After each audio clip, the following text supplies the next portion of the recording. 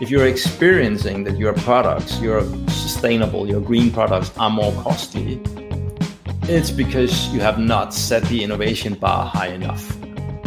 You gotta ask tougher questions.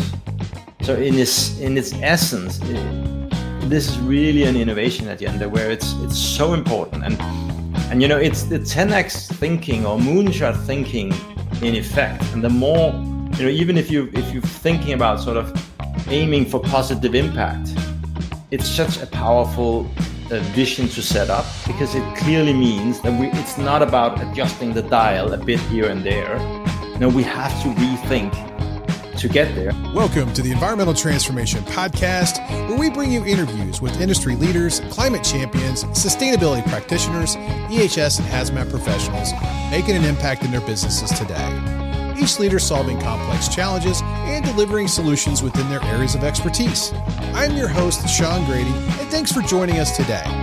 Before we jump in, make sure to follow us on your devices and visit my website at www.seankgrady.com and sign up for our newsletter and email announcements. Now let's get started. Welcome to the Environmental Transformation Podcast. I'm your host, Sean Grady, and today's guest is Jasper Steinhausen, and he is a business consultant and author and specializing in integrating sustainability into business practices, particularly with small and medium-sized enterprises like SMEs there and in the manufacturing sector. He's a co-founder and CEO of Business with Impact, a consultancy dedicated to making sustainability profitable for SMEs. Jasper, welcome to the show.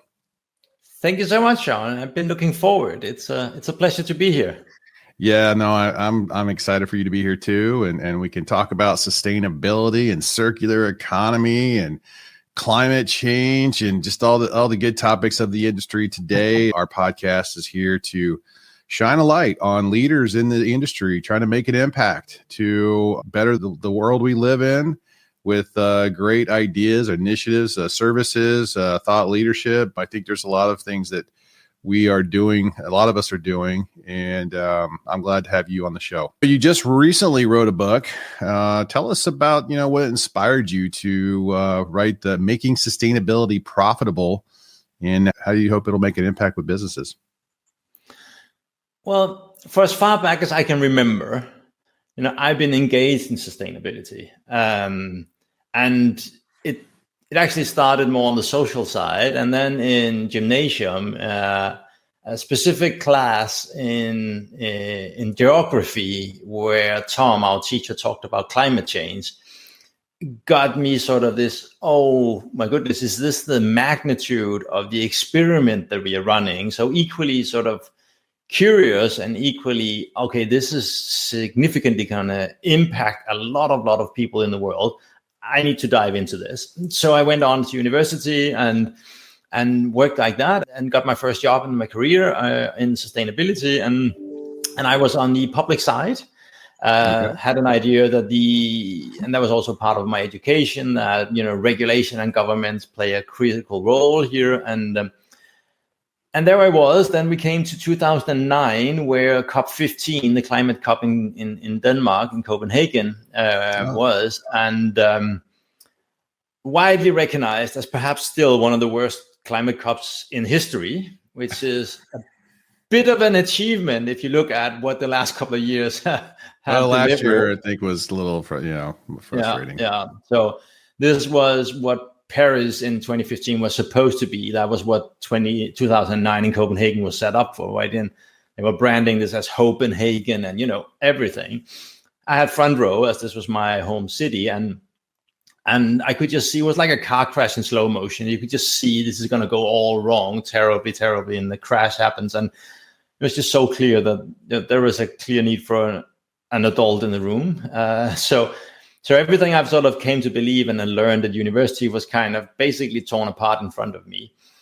So there I did some reflection in the month and quarters after, and ended up realizing that it's actually business that holds the keys to making the kind of changes that we want to see.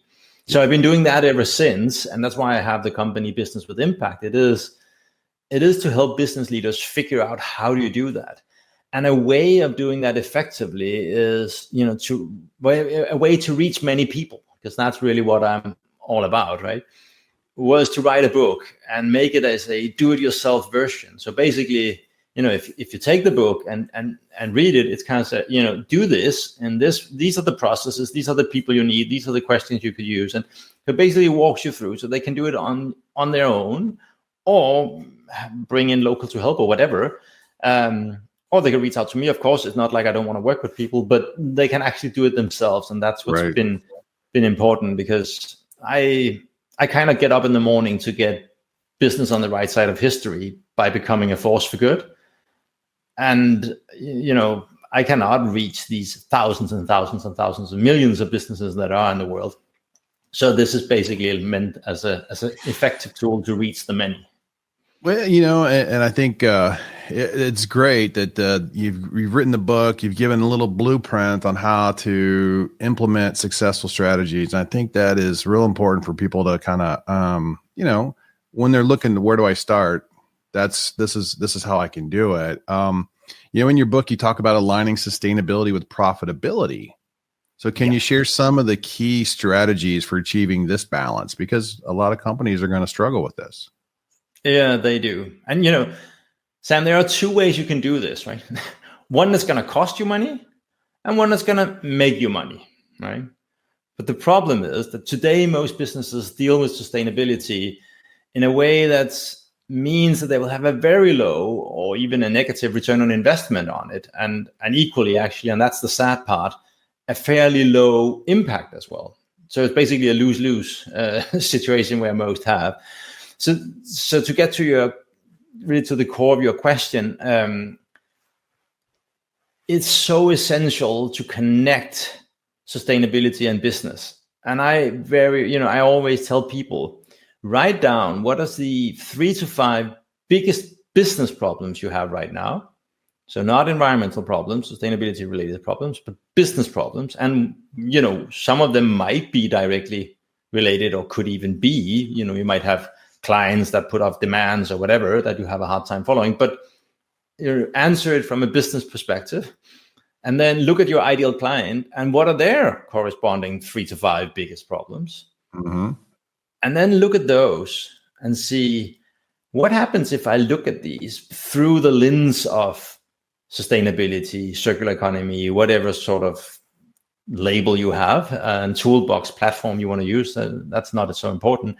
And see what kind of solutions come up, what emerges here. In the book, I recommend using circular economy because I think it's one of those that are easiest to connect to business and where you get the most support in ways of thinking. Shortest distance to commercial thinking, really, compared to a lot of the other platforms or tools you can find. But the trick is that when you work on a project that will help you solve one of your absolute biggest challenges or your client's biggest challenges, then the solution is inherently valuable on its own. And then also, well, as a kind of like an added bonus, it's also better for the world. So I think that's really one of the most important things. It is to have this really tying it to the core of your business. Mm-hmm, mm-hmm. Yeah, that makes some sense there. I mean, and I think people are going to still struggle to tie a sustainability lens to their biggest challenge, right? I mean, because I think they're thinking more practical from, what they're traditionally used to thinking how to solve the problem, business, process, things like that, right? They're not going to maybe look at it from the sustainability and it's going to be challenging. Sorry, I need to interrupt here. Sorry about that. Yeah, no, this is good. Yeah. But, you just said it there, right? Because they're used to looking at it from traditional ways like processes and stuff. Well, that's what this is about. If you're a manufacturing company, right? Mm-hmm. I don't know if you've ever looked up what the average cost for a manufacturing company is to their raw materials and resources. So water, energy, and materials, right? Mm-hmm, mm-hmm. I don't know if you've ever done that, but yeah. Okay. Tell me about it. Well, I have the Danish Statistics Office look it up for me at some point where I had a contact in there. And then it said for an average Danish company, how many percentage would you guess of the overall cost structure is related to resources? Not people, resources, physical resources, right? So materials, components, energy, water. What would be your guess? About half. Yeah, that's very accurate.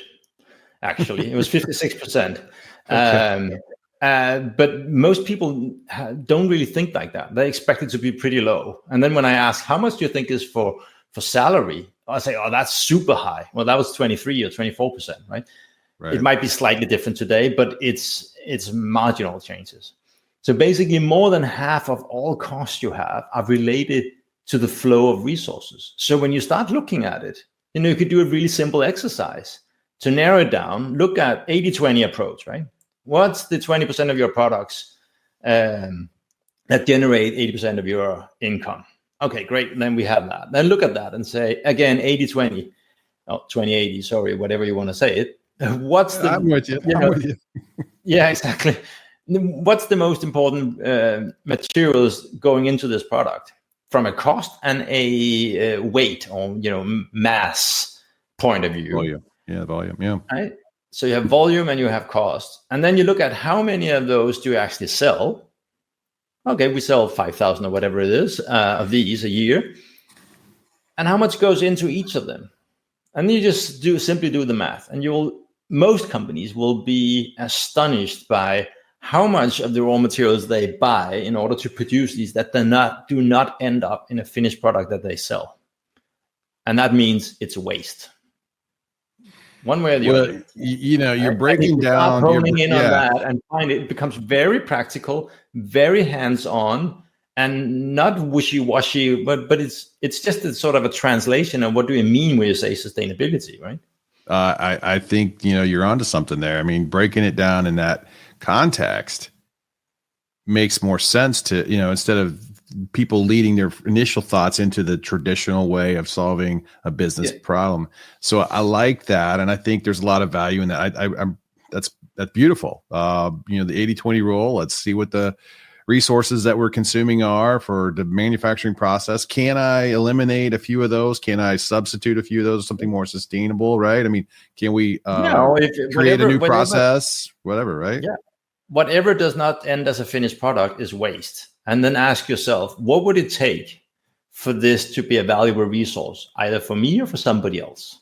Oh, yeah. Well, now we're thinking circular economy, right? Now we're reuse. And exactly, right? Well, and for a lot of us that listen to this podcast, the ET Nation here, we're in the circular economy every day. Like we grew up in the industry, in the waste management industry. This is like, this is all we know, like, in the business, but we've always called it reduce, reuse, recycle, waste management. We never called it sustainability back then, even though that's what we were doing the entire time of our career. Right. Yeah. So we're the OG of circular economy people, but we now are just kind of catching up to the vernacular of talking about it in that context. And we're like, we are the SMEs. Right. So that's interesting. And watching the shift in the culture with this topic. I really love it. Well, okay, so let's talk about this. How do you address common misconceptions that sustainability practices are costly for businesses, especially these small and medium-sized enterprises? Yeah. Oh, that's a great question. The way we talk about all of this around sustainability, it actually makes it harder for us to solve the problem. So that's the really weird things, right? So our language, our mindset, our approach causes our reptile brain to fight against. And as you probably know, and most of our listeners will know, is the reptile brain that's running the show. And whenever something feels like it's being taken away from us, it holds on for dear life. Because not too long ago, it will mean you will starve or go, your children will go hungry to bed, or you will freeze, or whatever. So our brain is hardwired to resist anything that's about reduce, avoid, let go of, simply because it means I'm going to die. And that's the only function of the brain, is making sure you don't die and that you pass on your genes. Right? That's pretty much what it's all about. And since it's the fastest and running the show, it means that whenever everybody talks about we have to reduce, cut down, minus 50%, minus whatever, doesn't really matter, or let go of, or avoid doing, or we should change from this to another. The reptile brain, which is super, super simple, it just says, I don't like it. So the message exactly, right? This is something that I trained myself to say, don't go there. Okay? So it's so essential to work on your mindset and your understanding of all of this. And in the book, I've narrowed it down to what I call the fatal 5. So 5 components in your mindset that it's blocking you from getting success and business success and impact success with this. And then the corresponding 5 to thrive, the ones that you need to change into, right? And by the way, if anybody feels like we keep referencing the book, that they would, what can I do? I'll be happy to gift a copy to your readers if you like. So if you're up for that, and we can share. Yeah, we'll share a link where they can go grab a free copy.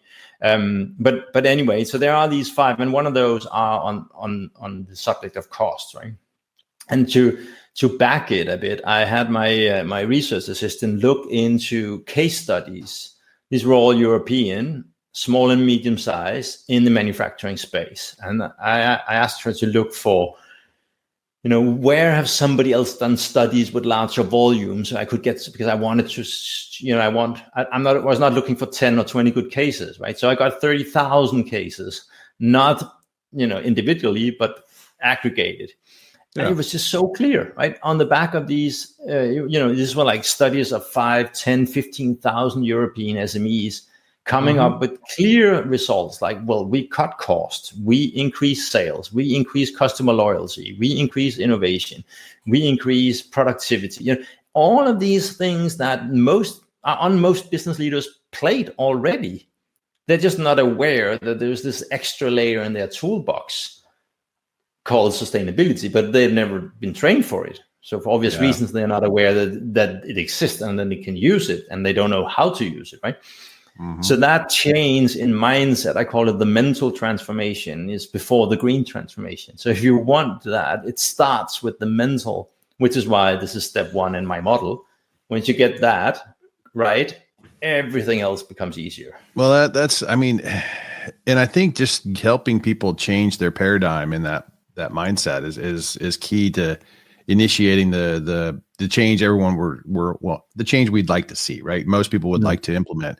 But in your experience, what's the most significant barriers business face when trying to integrate sustainability into their operations, and how can they overcome them? Well, when you run around constantly inventing new tasks in an organization that's already overloaded, you win very few new friends, right? Because everybody's just kind of one more thing, right? Another thing, right? And to add to it, and I'm already up to here, and you're asking me to do more. I don't have the bandwidth, right? Exactly, right? So the journey in sustainability very often starts with some sort of baseline. Let's do a carbon footprint or whatever it is people are doing, depending on their size and scope. And then you kind of set out to start from the top, right? So now I have my top 10 negative impacts. Let's start at number 1. But what if it's not possible to connect that to some sort of existing business agenda? Well, then I've just invented a new task. And if you look at a company, you will have the important stuff, I sometimes call it. So that's the core strategy. Reduce costs, get into this market, sell X amount, whatever it is that's on there. Probably something that's also agreed on with the board. CEOs and C-suite's salary or bonus might be tied to it, and so on and so on. And perhaps even further down in your organization. And then you wonder why, when you come around with an additional task, that it's difficult to get it integrated, right? So you name it as an integration problem. I say it's a focus problem. Right? So going back to what we just talked about in the beginning about connecting to the core of the issues you're already facing. Well, if you do that exercise, the top 3 to 5 problems that I talked about, well, then all of a sudden you don't really have an integration issue. What you have is an additional idea for how to solve what's already in scope, what people are already working on, what there's already budgets for, and bandwidth, as you said, right? I don't have it. I don't have the bandwidth to take something in because it's already filled with what's important. Yeah, And that's why if you add this in as a tool to fix the important, you land within the scope of the bandwidth. Whereas if you're like, hey, we also need to save the world over here, it's kind of like, yeah, I just need to get this done, and then I'll get around to try. Well, the world, damn it, it sounds big. How do I do this? Oh, too complex. Yeah. That's too complex. So if you want to solve if you want impact, you need to solve big existing business problems. It's really that simple, and that's the tool to really kill that integration problem. Hello, ET Nation. I want to thank you for listening to the podcast. If you enjoy the interviews we bring you, please consider supporting the program by visiting my website at seankgrady.com and buy me a cup of coffee. Proceeds will go towards helping me continue producing timely content and offsetting production costs. I'd also like to take a moment and recognize a few of our sponsors of the show who have been amazing partners and who are ET Nation legends. If you're looking for a driller and an environmental contracting firm to help you delineate the extent of contamination at your site, then look no further than Cascade Environmental. Cascade has over 37 offices across the country and offers a huge range of environmental and geotechnical drilling, site characterization, and remediation services. With their huge fleet of equipment and nationwide coverage, Cascade is a great choice to support your environmental and infrastructure needs. To learn more about their company, visit their website at cascade-env.com. That's cascade-env.com. I'd also like to give a shout out to Enthalpy Analytical. If you're looking for a single source for all your laboratory testing services, then give Enthalpy Analytical a call. With their network of accredited laboratories, experienced project managers, chemists, and industry professionals, they have everything you need to support your next project. They can analyze anything from drinking water, groundwater, soil, sediment, sludge, air, and much more.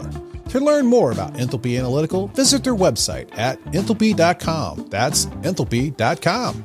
Finally, I'd like to recognize Zappa Stewart, the leading provider of superabsorbent polymer technology for the power, dredging, oil and gas, and remediation sectors for over 20 years.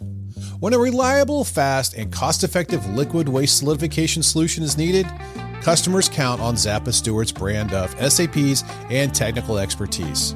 When liquid waste needs to be out of sight and out of mind, give Zappa Stewart a call. To learn more about Zappa Stewart, go to my website at seankgrady.com. That's seankgrady.com. Now, let's dive back into this interview.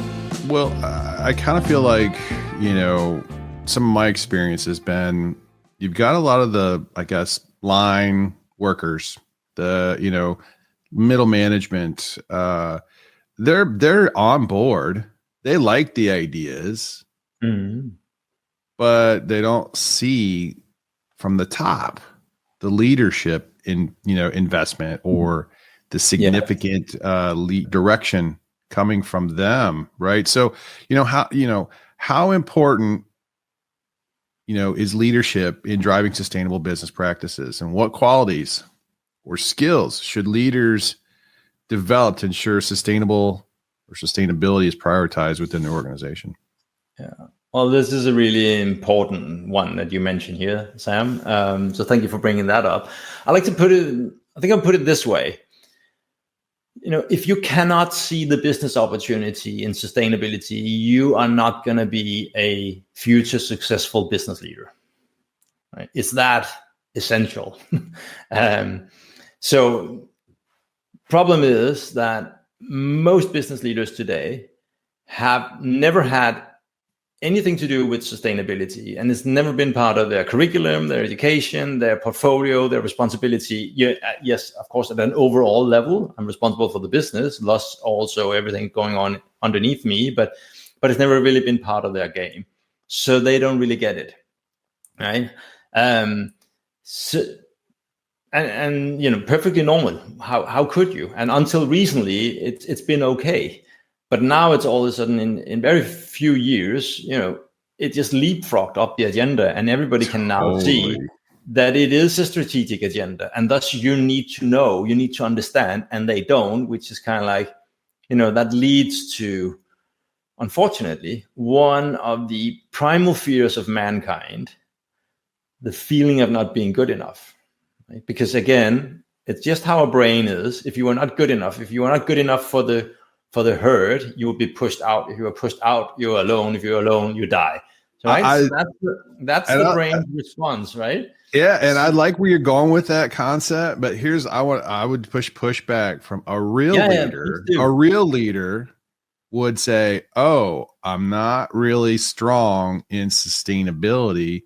Let me hire a chief sustainability officer to work for my company to help me implement it because I recognize it's important. My financial reporting, my investors, stockholders are pushing me. And so I better get my act together if I'm going to grow this business and be accountable to my owners of the business." Right. So, I get you, but I think you're probably speaking more probably toward the small to medium size, but for a larger company, oh my gosh, come on, people. Right. No, Sean, nice try, but it doesn't work because this is what happens. Because if you hire a chief sustainability officer, what you get is a person that really gets that, but they don't get strategy, business, and leadership because nobody's ever taught them strategy, business, and leadership. So you get somebody from the other side of the fence. I'm not saying a CEO shouldn't educate themselves and learn. No. I mean, and just totally leave it off the table, but because they're going to need to be familiar enough to understand what that new sustainability officer is going to tell them they need to do. But yes, they need to get the business side. They do. I'm teaching this stuff at a leadership. They call it mini MBAs. So it's kind of like a scaled down MBA. It's pretty popular in Denmark to have these as a sort of a concept educational. And that's really about what is it that you as a leader need to know, right? What do you need to understand to be able to lead this? So it's definitely all about the mindset that we talked about before. So you start to see the opportunities. It's also understanding that you can use most of the leadership skills you already have, like change management, like innovation, like setting the course, like missions, visions, strategies, direct implementation, getting the team to setting the right team. All of that, you need all of that, but you need the context and understanding to be able to. So really, the answer to your question is you need to upskill yourself enough to be able to handle this. Like it's think of what leaders need to do when the digitalization journey started. Well, that's a whole other example. It's like the same, problem for CEOs is the whole AI, digitalization, cybersecurity, dilemma for a lot of companies. And then it's the same concept with sustainability. I mean, they both parallel tracks. You don't need to be the expert, but you need to be good enough at it to be able to have a dialogue with it and to lead it and to be able to see, it's that direction, not that direction. That's the right for us, right? So that's really what's needed. I think at the end of the day, it's got to be important to the leadership, to the leader of the company, and it's got to be part of their purpose and passion for the business. And I think that's the convincing piece that a lot of leaders are struggling with. Maybe they're not bought in to the level, and they need more convincing. They need more data to understand the benefit and how they can see the value financially, right? And because they're all going to come back to us and say, yeah, we want clean water, we want clean air, we want a healthy place to live, but then they have to actually put their money where their mouth is and do something, right? Yeah, but again, it's because they have such a narrow understanding of it. And the problem is that the majority of the places they will turn to, and if you Google it or buy the book or whatever on this, the majority of those books or studies or experts that you can hire, they're just going to talk the same way. They are on this to save the planet. So again, it's back to this connection, right? I feel like you should say, why do we accept that you keep allowing that we waste endless amount of money every day because you do not get your act together? If I come into a manufacturing company, I see it bleeds money all over the place. Why do we accept that? If I'm a shareholder, why should I accept it, right? Why do we have a discussion? Oh, we cannot spend money on sustainability. You are not allowed to. It should be, if you don't get your act together, I'm going to boot you because we cannot accept that you keep throwing our money out every single day of the window just because you don't really want to wash it. And you don't understand the impacts of sustainability on the business, and you're not trying to figure it out and solve the problems. I mean, you're right. And I think shareholders are going to become more vocal over time, and and I think they already are becoming more vocal. Yeah. And I mean, there's a lot of boards that are being disrupted right now with more climate focused leaders. I wouldn't quite call them activists, but focused leaders, right? And please don't, right? Because then we are back in the trenches. Right? Yeah, now we're like fight. Yeah, and that's not what we want. And right? We don't want to get into the whole political scene, but there's enough of them and us, right? So let's not fuel that fire, right? That's right. It's really about and again, that's why it's so important with that mindset and that connecting to the business that we talked about in the beginning, because it kind of levels the playing field. It's not about sustainability. It's not about the world. It's about a smarter way of doing business that, by the way, is also good for the world. So for those who like that part, you can then emphasize it more or less depending on your audience. But it's really, at the end of the day, it's like, let's not make such a wasteful, poor business. Let's make it better.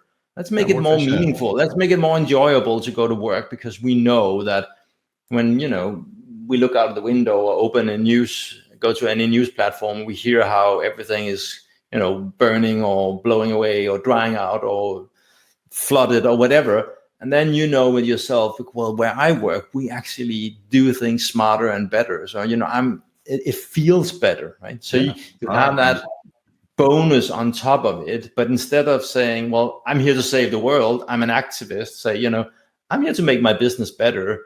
And that includes, by the way, making it a way that's also better for the world. And then you're doing out how much or how little you want to paint that picture, right? No, I'm with you 100%. And so how can companies measure the success of their sustainability efforts? And how do you recommend that they track both environmental and financial outcomes? Yeah. Well, the thing is, if you treat sustainability like it's a special discipline, you're going to lose here. So many businesses where you have the leaders, again, we talked about it before, they don't really get sustainability, and thus they tend to send everything to that chief sustainability officer or whatever they have, depending on the size of the company. But, if you spend a lifetime specializing in sustainability, odds are pretty good that you're not at the same time became a specialist in a range of other disciplines like change management and implementation and all of that. So what you need to do here is really to set the team and to make sure that everybody in the organization gets it. Because how do you measure it?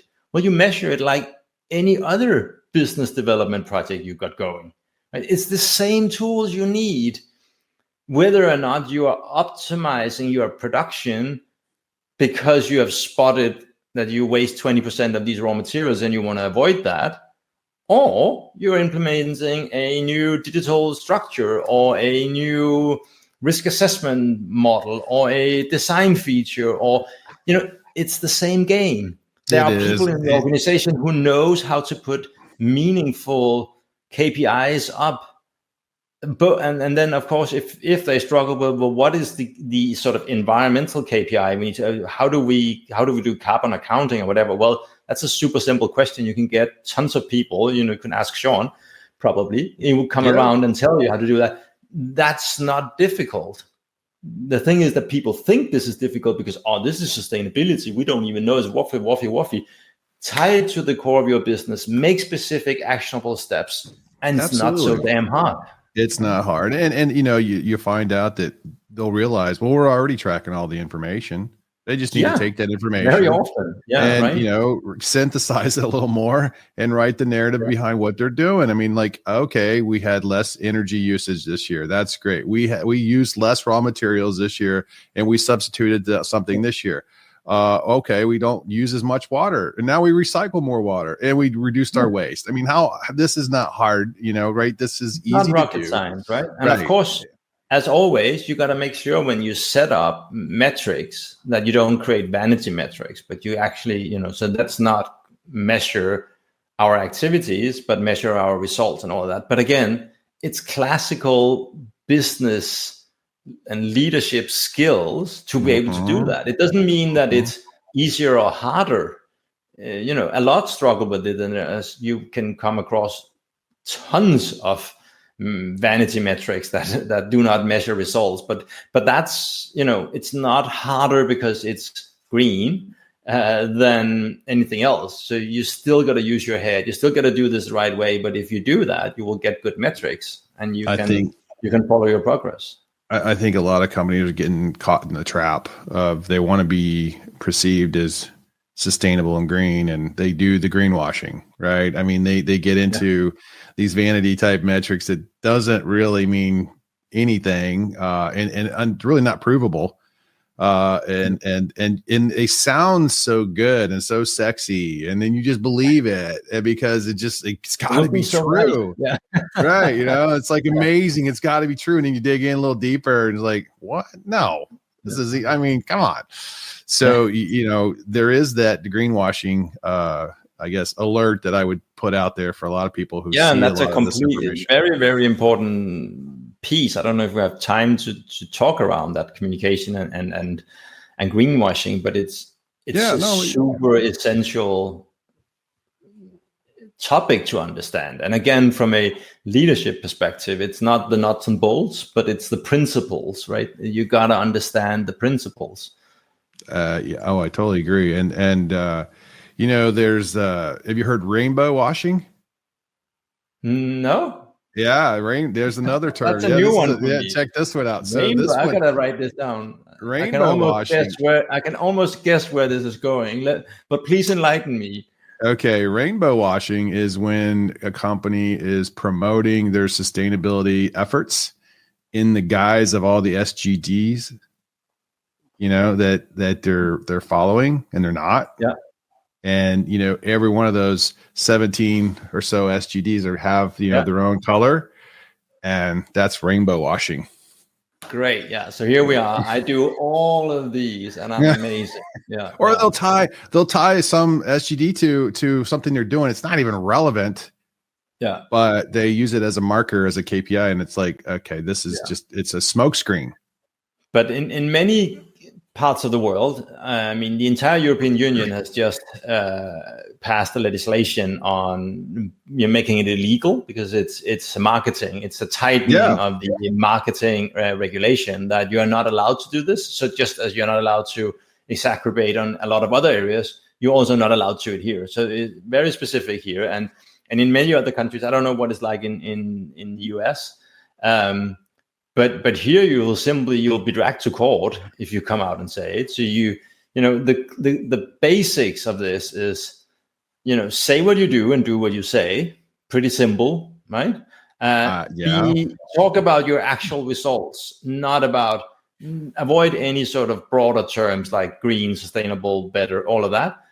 Be able to say what you do, and be able to back it with numbers so you can prove that it's right.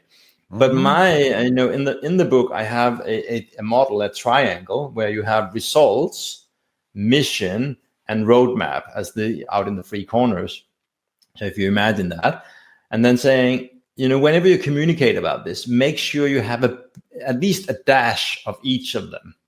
So the core part should always be the results if you go out and market and sell and put it into selling and marketing.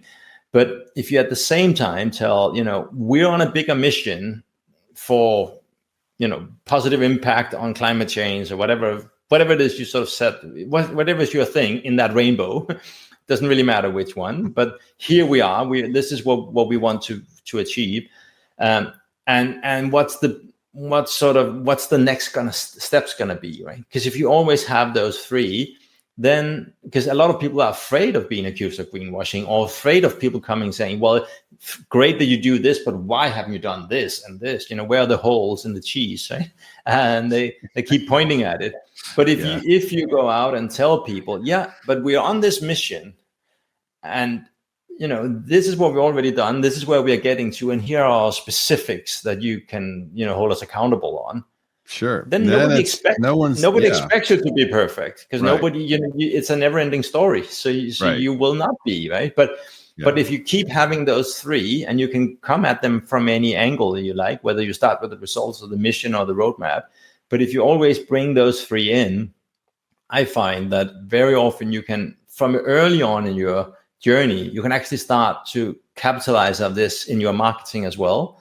because you clearly tell where you're going, and I'm absolutely not there. I remember an example of a company that from the very early on, this is probably 10, 15 years ago or so, they started and they said, this is where we are going to go. And if you think we should get there faster, become our customers. Because for every time, it was a carpet, they were selling carpets. For every carpet we sell, we get more money to fuel the beast of the innovations we need to make. Right. So if you like the vision, if you like where we are going, buy from us and be on the journey. Right. Well, so they went out from day one basically and said, that's it. Come join us if you want to accelerate it. Just buy our carpets. And that's good. I mean, it's not a bad strategy, and they probably did pretty successful, I'd imagine. And you're touching on, kind of like part of my next question, which is, what role does innovation play in sustainability business models, and how can you share examples? I mean, that's probably the right one right there. That where, well, maybe that's more of a strategy, more than innovation, but how companies have successfully used innovation to drive sustainability. Yeah. Well, sustainability is really all about innovation. You could basically substitute the two words if you wanted to, because most people unfortunately don't realize this, and they are just trying to, they have whatever product they're producing today. Let's just say they make shoes or chairs or whatever, and then they say, let's try to make a quote unquote green version of this. And that means that they will go out and pay the price that you're actually supposed to pay for the raw materials, perhaps pay the hourly rates you're supposed to pay, and all of that. And then you wonder why you end up with a more expensive product that doesn't fly off the shelf. Right? So if you experience, and this is, I guess, tying it back also to the question you had earlier on about cost, if you're experiencing that your products, your sustainable, your green products are more costly, it's because you have not set the innovation bar high enough. You got to ask tougher questions. So in its essence, this is really an innovation agenda where it's so important, and it's the 10x thinking or moonshot thinking in effect. And the more, even if you're thinking about sort of aiming for positive impact, it's such a powerful vision to set up, because it clearly means that it's not about adjusting the dial a bit here and there. No, we have to rethink to get there. And if we should take an example, and I was thinking, let's just take one that everybody knows, right? Tesla, right? And it's not important if you like or dislike what Elon Musk is doing right now, but early on in his career, he was leading some very interesting innovation business development. So if you take the Tesla, what he said and what he demanded was, I want a superior driving experience in a superior vehicle at a superior price. Right? And why do you think that there is such a massive success for them? Well, that's because what you get a very, very, I don't know if you've ever ridden one of those or another electrical car. I've been in one. Yeah, they're nice. They're beautiful.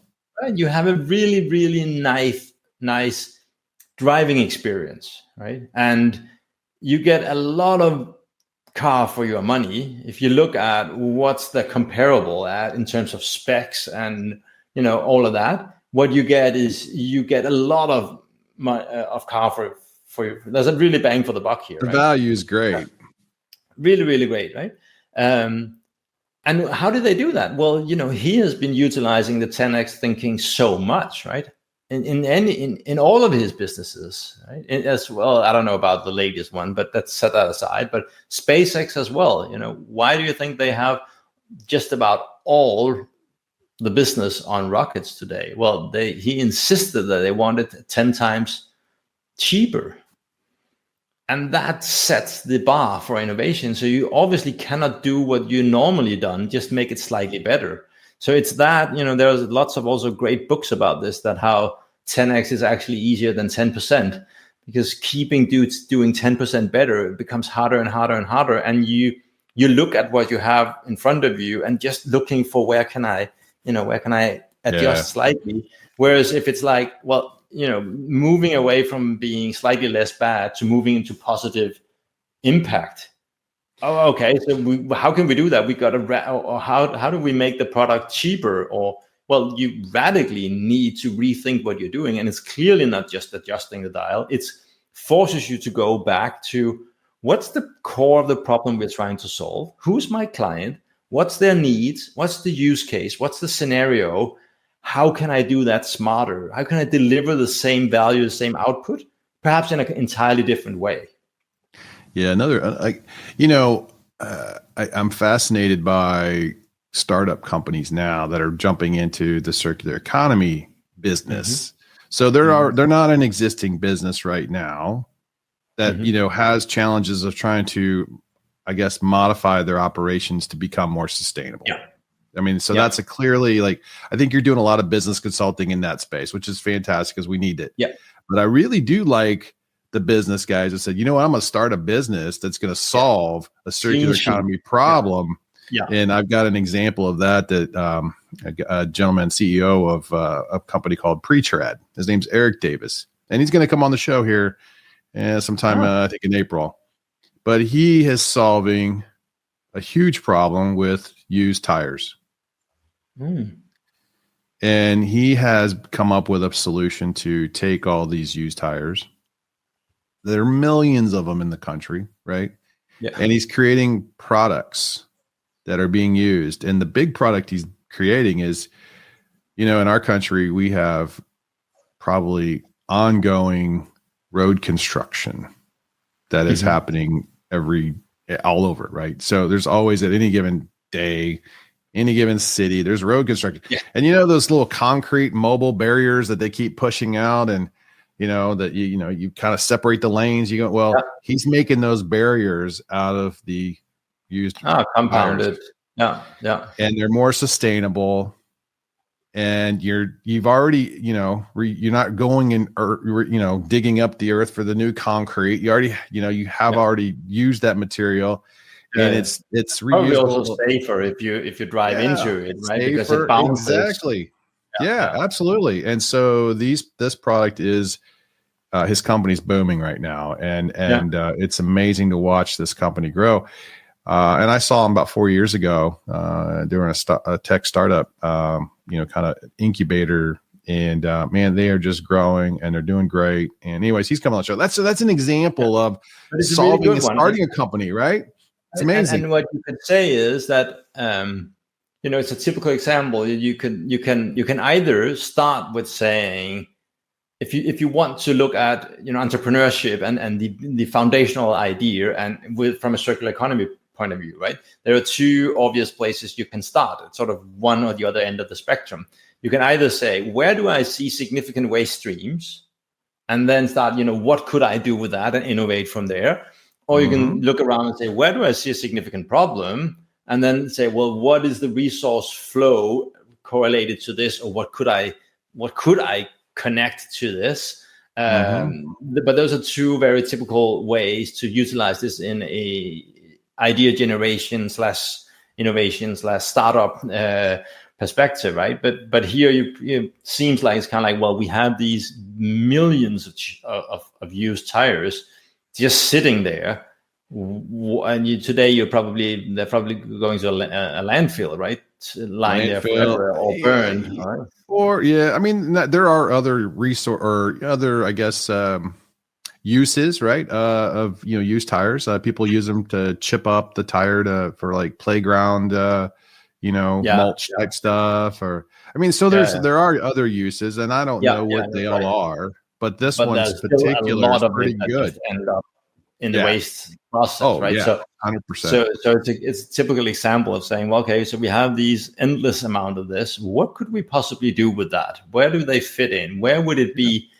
Where would it be smart with the configurations and the qualities that this material have, right? That it's doable, it's spongy, it's okay, and then look around. Where do we see this? Where do we move around stuff, right? Well, so it's like the idea. And it's like the example.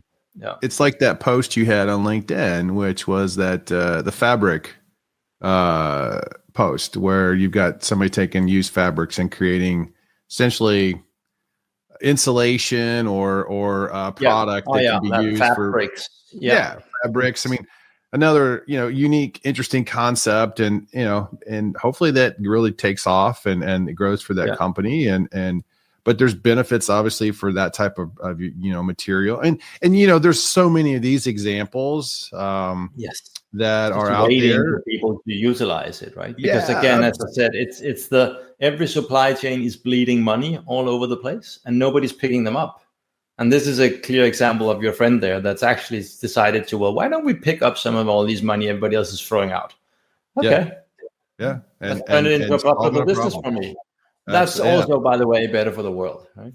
Yeah, no, I know. And then depending on how you want to position your brand, you can either go all in on the impact side or tone it down a bit, right?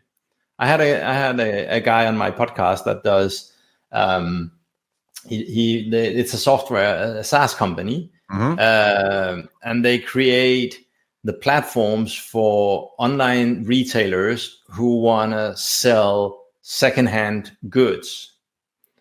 And you could say it sounds like, well, isn't that just a typical online shop? No, because the supply chain is a gazillion times more complicated, because you don't just have stuff coming in. Every product is unique, because you need to figure out what's the quality of it, how good is it, how worn out is it, and so on. So it's far more complex systems underneath it. But and it's built on the basis of circular economy. But he was really clear that I do not want to be put in the bracket of a sustainable company with all that, all those predefined notions and conceptions about what does that mean. So they never talk about it. They do. If you look at their investment pitches and stuff, it's all over. But when you look at what you will see as a customer and on their marketing, they don't mention it at all. Yeah. So, well, as we get, we're kind of wrapping this up a little bit, Jasper. Looking to the future, what trends do you foresee in the intersection of sustainability and business, and how can companies prepare to stay ahead of the curve? Well, I think in the future, and that's not too far away, actually.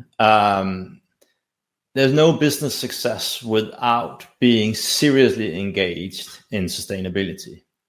And if I really should just narrow it down, why is that? It's because it's wasteful of resources and thus not efficient enough to stay competitive. You're too high risk of not being accepted and supported by a majority in the market, and also too high risk of facing lawsuits for materials that are not acceptable. And thirdly and lastly, you are not able to maximize engagement of employees, and thus you will not become efficient and effective enough to stay competitive. Yeah, I think that's a good analysis there. I mean, if they're not going to be implementing these types of solutions in their business, they will be left behind. Or they will not be as competitive.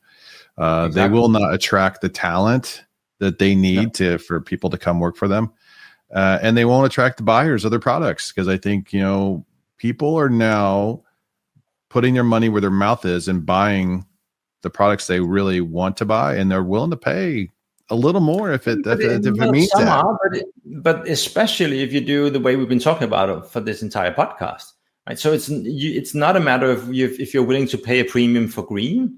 No, it's a matter of these companies will create a better product that is a better match for the problem cheaper. that you ideally, have. and they're cheaper. And that's why you buy it, right? Yeah, you don't buy for green. Back to the Tesla.